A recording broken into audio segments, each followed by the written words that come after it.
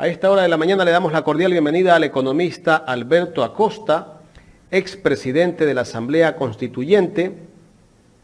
Con él vamos a hablar sobre la muerte cruzada, si es la salida a la crisis política que vive o vivía el Ecuador. ¿Cómo está, economista? Gracias por aceptar conversar con Ecuador en directo. Bienvenido.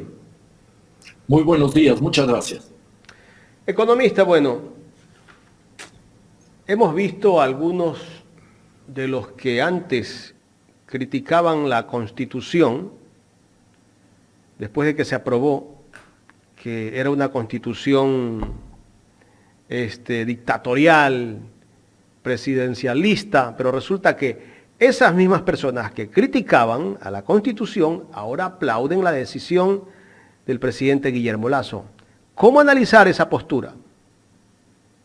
Bueno, vemos que en el momento de la verdad los intereses afloran y no están preocupadas esas personas y otras también en que se respete la institucionalidad del país, o sea, la Constitución, su Carta Magna, sino sacar provecho de cada coyuntura de las instituciones disponibles.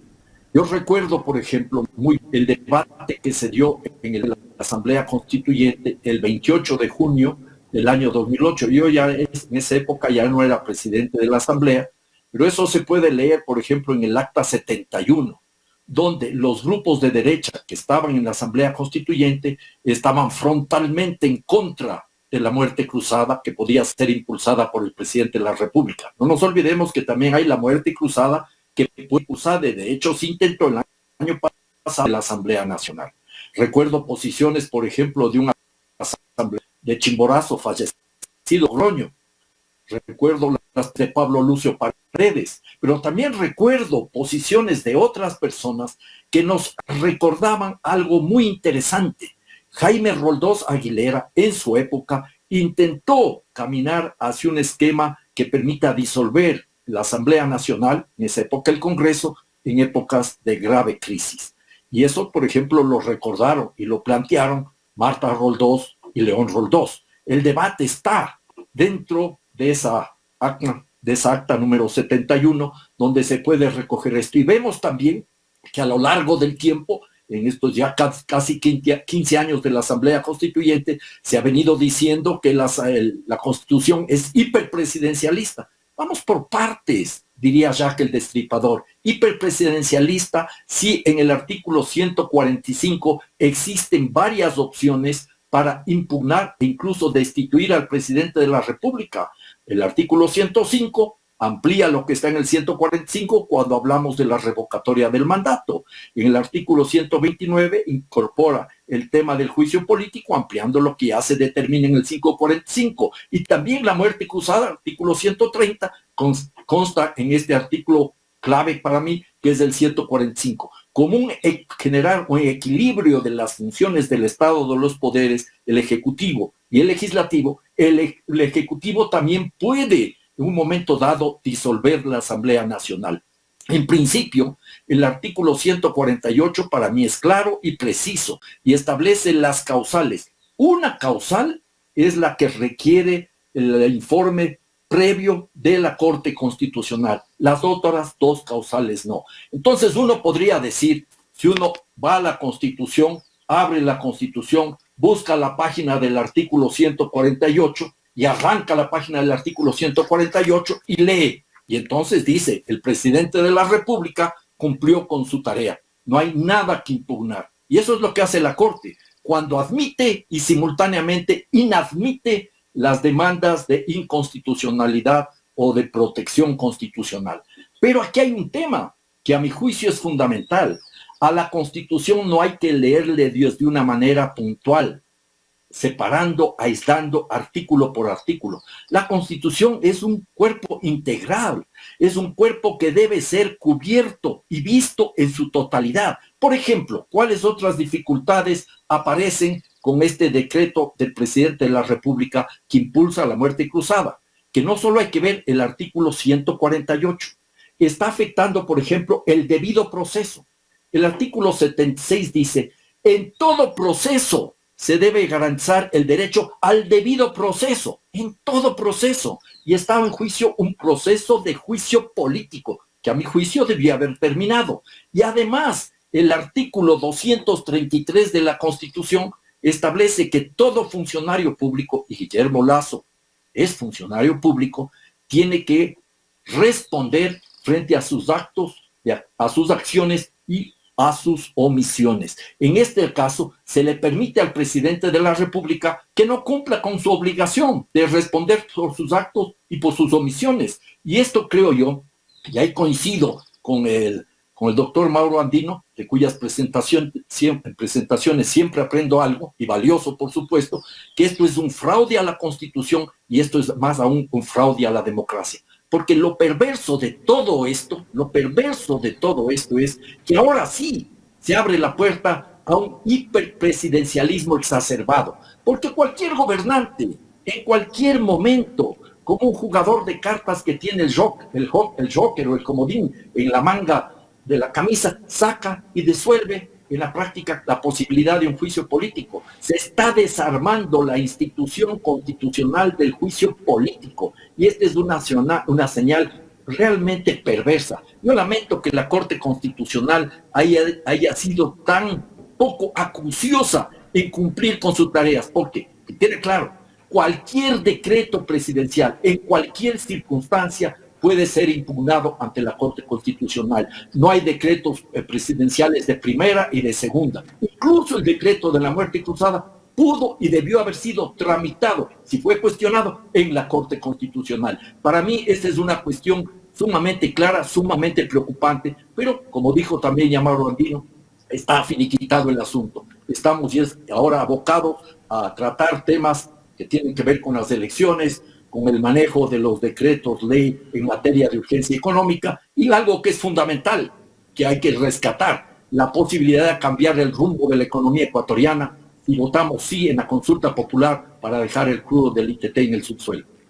Economista, ¿usted tal vez cree que la Corte actuó de manera política, no de manera apegado a la ley? Jaime, a mí me llama la atención, ahora ya ha pasado el tiempo, quizás soy algo ingenuo, que parece que había un libreto. Aceptaron el juicio político cuando fue inevitable. Primero hicieron toda una campaña orquestada por los grandes medios de comunicación para desprestigiar el juicio político. Tuvieron su abogado dentro de la Asamblea al frente de la Comisión de Fiscalización, que hacía lo imposible para bloquear el juicio político. Y luego, cuando no hubo el informe porque el presidente de la comisión lo impidió, creyeron que con eso se acababa el juicio político. Pero la Asamblea Nacional, que tenía las herramientas para hacerlo, continuó el juicio político.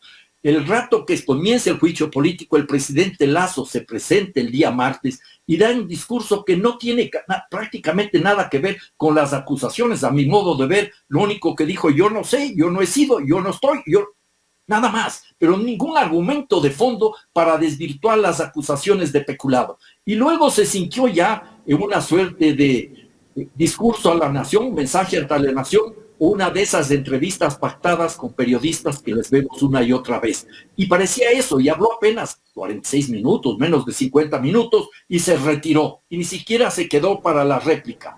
Como que ya estaba todo fraguado, y al día siguiente, a la mañana, viene la muerte cruzada. Y el día de ayer, en simultáneo, como cerrando las fichas de un rompecabezas, la Corte Constitucional admite y no admite y declara la vigencia de la muerte cruzada, y simultáneamente el Consejo Nacional Electoral, que pudo haberse tomado 7 días para hacer la convocatoria de las elecciones, convoca, con lo cual ya se ha cerrado el tema de la discusión, al menos por lo pronto, de la muerte cruzada. Y estamos en otro escenario. Eso quiere decir que el gobierno tiene cooptado la Corte Constitucional, el Consejo Nacional Electoral. No. Ojalá no sea así.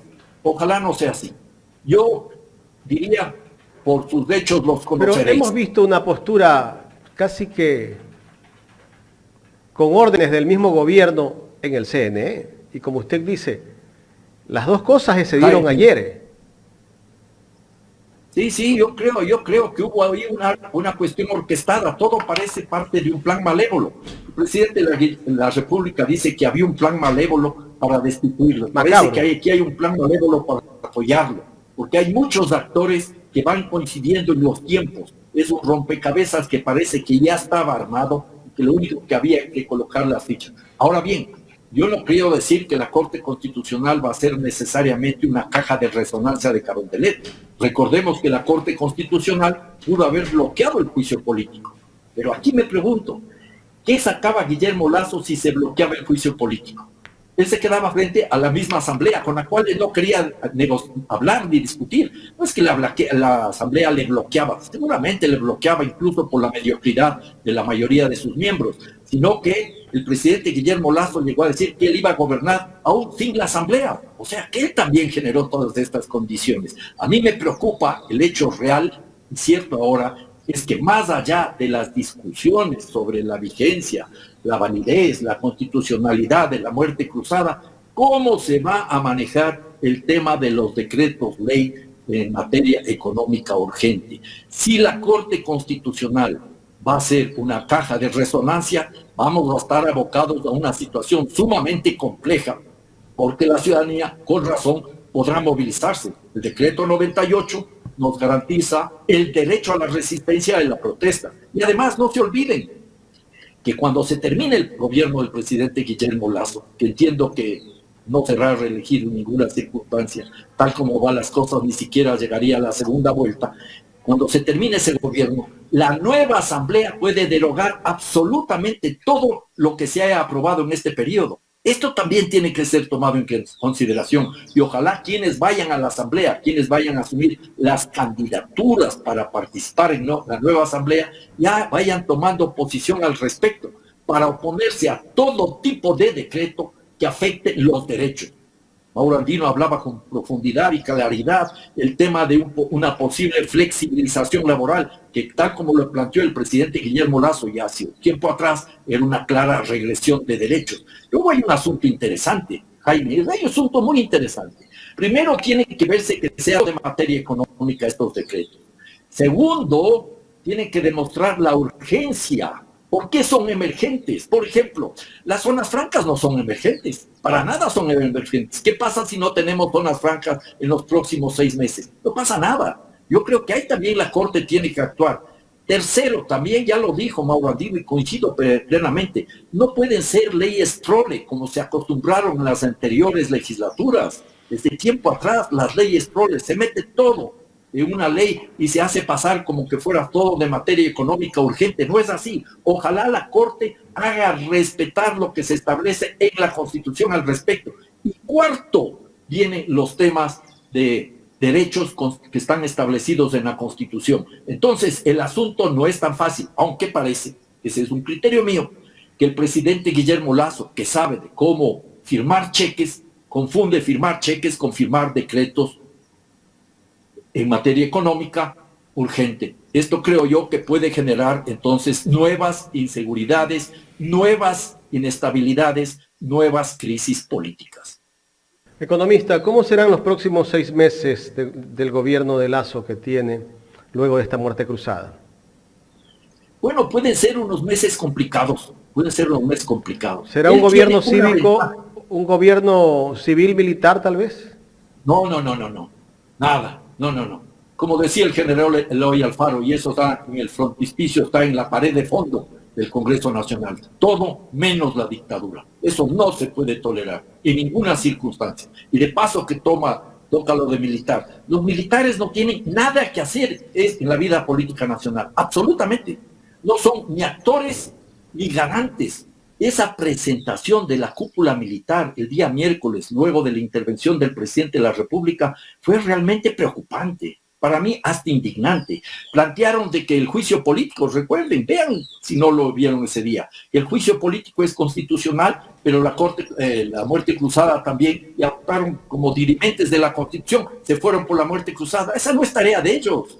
Nunca más los militares interviniendo en la vida política nacional. No hemos aprendido lo que sucedió en el 97, en el 2000, en el 2005, cuando se afectó la Constitución y los que determinaban el final, qué es lo que pasaba, eran las Fuerzas Armadas. Una democracia tutelada por las Fuerzas Armadas será siempre una democracia débil, no podrá ser vigorosa. Yo creo que eso también deberemos sacar de lección de aquí en adelante para establecer los mecanismos adecuados para que las Fuerzas Armadas cumplan su papel específico, tanto como la Policía Nacional. Economista Alberto Acosta, mucho gusto. Gustavo Jiménez le saluda. Bravo, muy buenos días. Economista, a ver, yo quiero interpretar un poco la explicación que usted hizo hace un momento, pero basado a la respuesta que dio la Corte Constitucional a los pedidos que hicieran ex legisladores y movimientos políticos respecto a la inconstitucionalidad de la muerte cruzada. Usted ha dicho, ojalá la Corte Constitucional haga cumplir, pero ¿cómo va a poder hacerlo si al momento no lo ha podido cumplir? Y explico por qué. En la respuesta que la Corte Constitucional da, lo voy a citar en el numeral 14, dice: aunque el accionante planteó su acción de inconstitucionalidad también por razones de forma, no esgrimió ningún argumento claro, cierto, específico y pertinente que permita a la sala de admisión identificar un cargo en ese sentido, y por tal motivo el Tribunal de la Sala de Admisión de la Corte Constitucional rechaza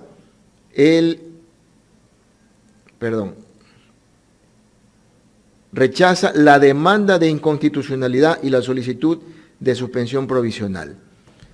¿Cómo se puede impugnar una muerte cruzada, considerando de que, según la causal que pone el presidente Lasso, es de grave conmoción interna? ¿A qué se refiere la Corte con este? Grave crisis política y conmoción interna. ¿Ya? Yo no conozco los detalles de las demandas de inconstitucionalidad. No sé qué puntos plantearon quienes interpusieron esas demandas. A mi juicio, desde mi perspectiva, la Corte Constitucional tenía que haber dado paso a una revisión pormenorizada de lo que estaba sucediendo, pero optaron por la vía política. No digo que no sea legal, pero la vía política, priorizó lo político. Para evitar que haya tensiones, no aceptaron la suerte de parálisis temporal, muerte cruzada, lo cual habría también dificultades, y dieron paso de ponga ya en vigencia la disolución de la Asamblea Nacional. Para mí es casi claro que de gran acuerdo de fuerzas que están apoyando el gobierno del presidente Lasso para que se dé paso a esta situación. Así el presidente Guillermo Lasso, creerán algunos, tiene la posibilidad de seguir firmando estos cheques, estos decretos ley en materia de urgencia económica. Economista, el señor Guillermo Lasso aseguró que la muerte cruzada es un acto de generosidad para el país. Si el señor era generoso, Gustavo, discúlpeme, si el señor era generoso, lo que debía haber hecho es renunciar. Y entonces estábamos en un escenario menos complicado. Nos ahorrábamos las elecciones intermedias y podíamos esperar a que el señor Borrero, vicepresidente, convoque un gobierno de unidad nacional para una etapa de transición. Eso habría sido generosidad. Pero no es generoso. Él es generoso para afuera de su boca, pero para adentro lo que está interesado este rato es ver si en estos 6 meses amarra todo el modelo neoliberal con una serie de decretos, ley urgentes en materia económica. Y hemos visto cómo ya aparece una lista de temas que, insisto yo, deberán ser probados en la Corte Constitucional. Ahí vamos a ver la calidad de la Corte Constitucional. Yo no quiero decir que la Corte es una caja de resonancia de Carondelet. Yo no coincido con la decisión que tomaron ayer. En otros casos yo he apoyado también las decisiones de la Corte, pero ahora en adelante la Corte, que va a cogobernar con el presidente Guillermo Lasso, debe demostrar que está allí para defender la Constitución y los derechos, que no puede dar paso a ninguna regresividad de derechos. ¿Qué le espera al país luego de la muerte cruzada? Se vienen unas elecciones tan apresuradas en la que muchos partidos y movimientos políticos no van a tener el tiempo necesario para poder hacer primarias, tener completa su plantilla, y que de alguna manera eso le va a causar al país, a cada uno de los ciudadanos, un dolor de cabeza a la hora de elegir. Bueno, vamos a tener un escenario, yo diría, en 3 pistas. No, espero que no sea un circo en 3 pistas. No, ojalá no sea, ¿va? Ojalá sea la oportunidad de abordar en 3 ámbitos temas importantes. Las elecciones son importantes, sin lugar a dudas. Es un proceso electoral especial, sui generis, atípico, sin lugar a dudas. No hay mucho tiempo para promocionar nuevas candidaturas. Es muy probable que quienes ya fueron candidatos últimamente tengan mayor posibilidad de posicionarse en el proceso electoral. Más allá de lo que estamos viviendo en esta hoguera de las vanidades, cuando comienzan a aparecer los precandidatos, incluso autoproclamados, lo que me falta a mí es, desde hace tiempo atrás, visiones y propuestas de cómo resolver los problemas de los ecuatorianos y de las ecuatorianas. Seguridad, empleo, salud, educación, bienestar, vivienda, todos esos problemas represados desde hace mucho tiempo atrás para el pueblo ecuatoriano, tanto en las ciudades como en el campo. Frente a eso, no creo que hay ningún partido político que pueda decir, nosotros estamos liderando eso, porque les hemos visto, están más preocupados de los temas coyunturales, de los temas de la bronca con el presidente o en la asamblea, que de dar esas respuestas de largo plazo. El proceso electoral, entonces, también amerita mucha reflexión de parte de la ciudadanía y mucha responsabilidad de parte de los partidos políticos, que tendrán que ser muy cuidadosos en la selección de quienes van a promocionar para la Asamblea Nacional. Yo me pasé sentado escuchando con mucha atención la intervención del presidente de la República, de la interpelante, del interpelante y de los asambleístas. Brilló la mediocridad. Salvo algún destello de inteligencia, de creatividad, el resto, mediocridad pura y dura. Ese tipo de asambleístas no pueden ser nuevamente presentados, porque ya de entrada estarían poniendo un punto negativo para la Asamblea Nacional. Entonces, la ciudadanía tiene que ser también responsable, y esperemos que los partidos políticos también sean responsables y presenten las listas con las mejores personas en términos de su calidad humana, de su honestidad, de su capacidad profesional y de su compromiso por la patria. Luego tenemos otro escenario donde tenemos que actuar inmediatamente, el que ya hablamos, en el cual el presidente de la República puede inundar a la Corte Constitucional con decretos ley en materia económica urgente. Y eso puede dar lugar a una serie de conflictos, incluso de tipo político, porque la sociedad, con justa razón, puede protestar. Pero hay un tercer tema que no puede quedar marginado. Se va a abrir la puerta para discutir en definitiva, el futuro de la economía ecuatoriana. Con la consulta popular de los Yasuní, de dejar el crudo en el ITT, y también la consulta popular del noroccidente de Pichincha para impedir la minería en el distrito metropolitano de Quito.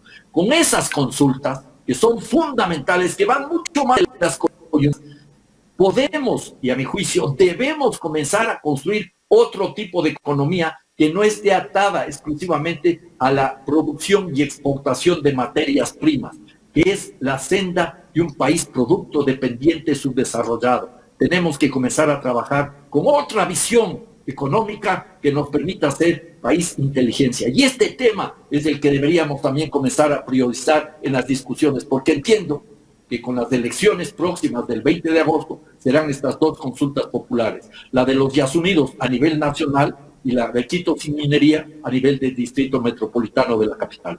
Economista, y existe mucho tramo todavía que caminar en esos aspectos, como por ejemplo una constituyente que nos permita mejorar la actual, reafirmar la que tenemos, pero también modificarla, por ejemplo, en aspectos como esto de la muerte cruzada. Porque mire, hace un momento le preguntábamos a nuestro invitado anterior, al doctor Andino, el 24 de mayo ya el presidente ya no va a dar su informe a la Nación ante la Asamblea. Pero, por ejemplo, yo me hago otra pregunta. ¿Quién posesiona las nuevas autoridades? Ya no es la Asamblea. ¿Cuándo se posesionan? No. Va a haber una nueva Asamblea y esa nueva Asamblea es la que posicionará a las nuevas autoridades que sean electas, por ejemplo, por los concursos, el Consejo de Participación Ciudadana. ¿Se posesiona primero la nueva Asamblea? ¿Cuándo?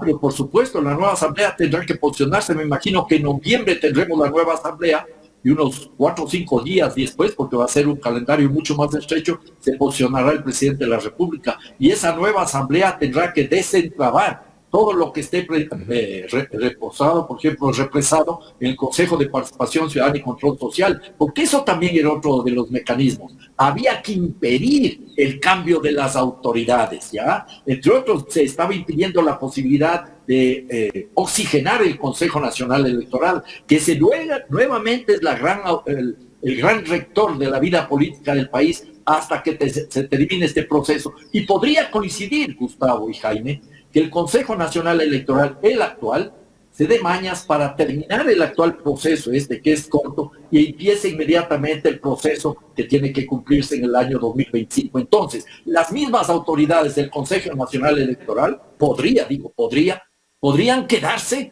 para dirimir las elecciones del año 2025. Yo en ese Consejo Nacional Electoral, lo he dicho una y otra vez, no tengo confianza. Economista, ¿qué va a pasar con el Consejo de Participación Ciudadana y Control Social?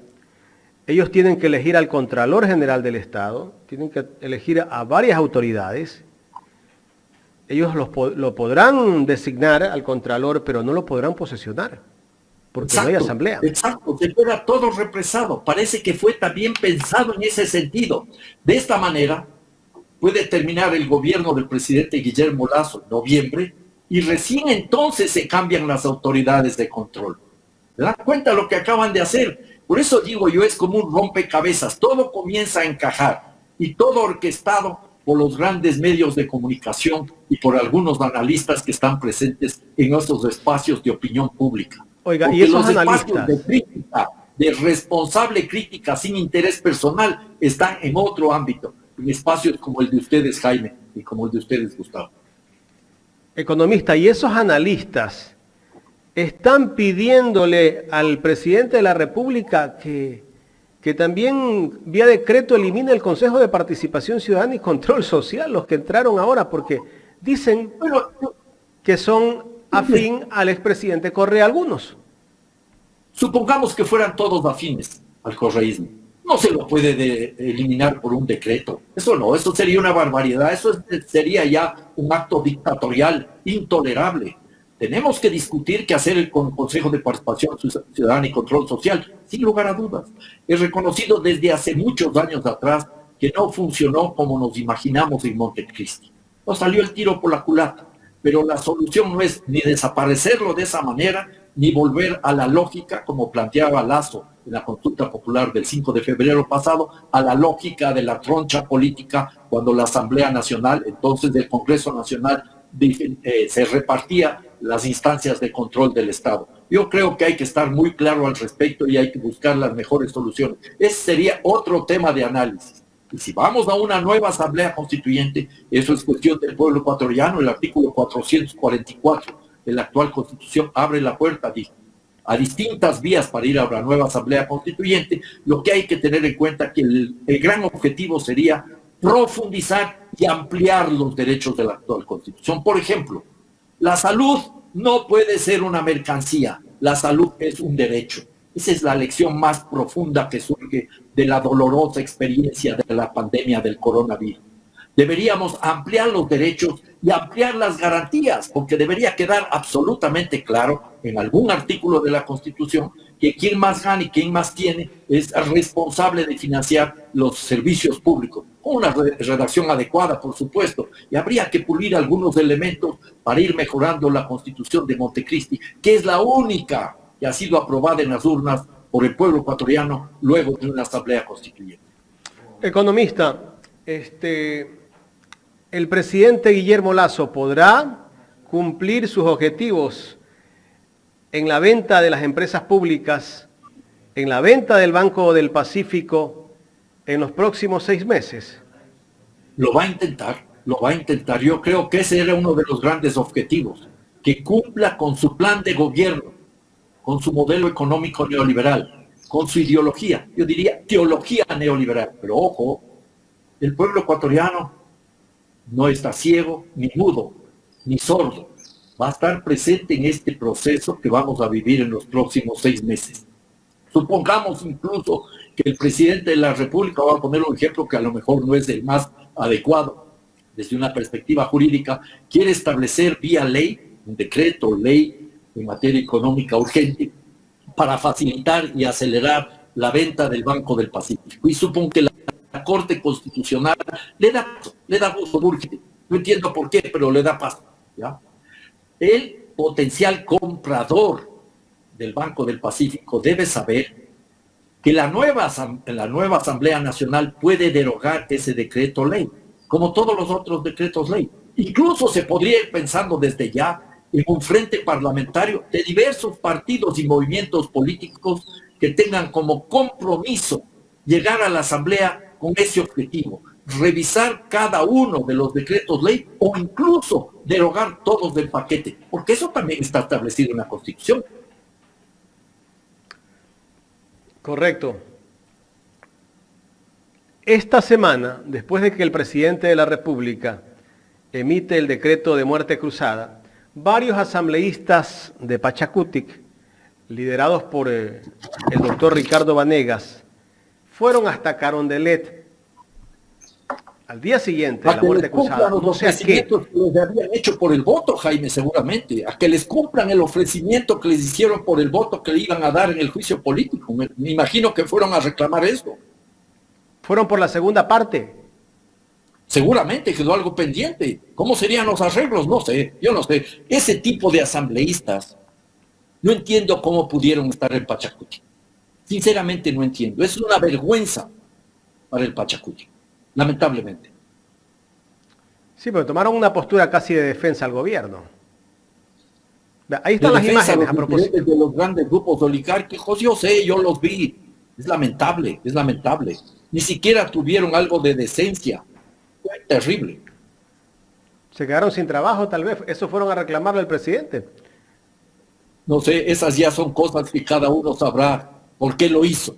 ¿Ya? Cada uno sabrá. Pero ese no es el tema de fondo en este punto. El tema de fondo es cómo se permite en Pachacuti que esos personajes puedan ser candidatos que representan los intereses del pueblo ecuatoriano, de los sectores populares, de los sectores que provienen de los pueblos originarios. Eso es intolerable. ¿Qué debe hacer Pachacuti para sanear el movimiento, el nuevo coordinador de Pachacuti? En primer lugar, de ahora le permite posicionarse al nuevo coordinador de Pachacuti, porque a él le están bloqueando a Churuchumbi. Y en ese escenario, que lo que van a intentar es impedir que Pachacuti tenga la posibilidad de tener una fortaleza y una estabilidad para presentar las candidaturas. Ahí puede haber también una intencionalidad oculta para impedir que el Pachacuti pueda hacer un trabajo, porque ahora tienen que hacer para presentar, tienen arreglada la situación de quién es el dirigente máximo. Va a ser complicado este asunto, porque la Corte Nacional, el Consejo Electoral puede decir dirigentes del anterior que todavía sustituido, y entonces seguimos con problemas en el asunto. Complicado y muy difícil. Se necesita una enorme responsabilidad de quienes están al frente de partidos históricos como el Pachacuti. Economista, permítame llevarlo a una pregunta que es básicamente la interrogante que muchos ecuatorianos nos hacemos en los momentos en que podemos conversar, y lo traslado porque muchos me han preguntado, ¿cuál es la subsistencia o el futuro político de algunos partidos que se han visto involucrados en este proceso de juicio político y que se mostraron de una forma y que ahora van a pretender pedir nuevamente el voto ciudadano? Hablemos de la izquierda democrática, hablemos del Partido Social Cristiano, del mismo Pachacutic, y ni de qué hablar del partido de gobierno. Bueno, realmente no podría responder una pregunta como bajo su visión de análisis, ¿no? Yo no les conozco por qué llegan a ese tipo de situaciones. No conozco esos partidos. Por ejemplo, hablar de izquierda democrática, un partido que no es ni de izquierda ni es democrático. ¿Qué vamos a decir? ¿Qué vamos a esperar? Ya están autoproclamándose candidatos, por ahí algún personaje que se autoproclama candidato. Para las elecciones anteriores se trajeron un candidato de alquiler que también quiere ser precandidato. Lo mismo sucede con otros partidos. Sobre el Pachacuti y hablé porque eso me duele a mí personalmente. porque yo he estado muy cercano al Pachacutic.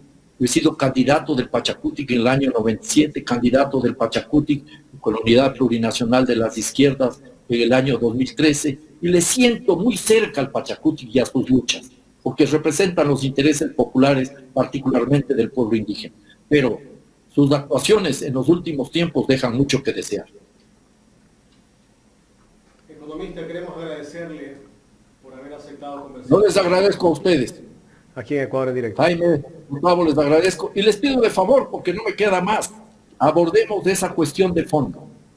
La posibilidad de cambiar la economía ecuatoriana, discutiendo si dejamos o no el petróleo en nuestro suelo del ITT. El mensaje es claro: sí a la vida, no al petróleo del ITT, no al crudo del ITT. Eso abre la puerta a otra economía, y sobre eso también deberíamos discutir. Correcto. Gracias, economista.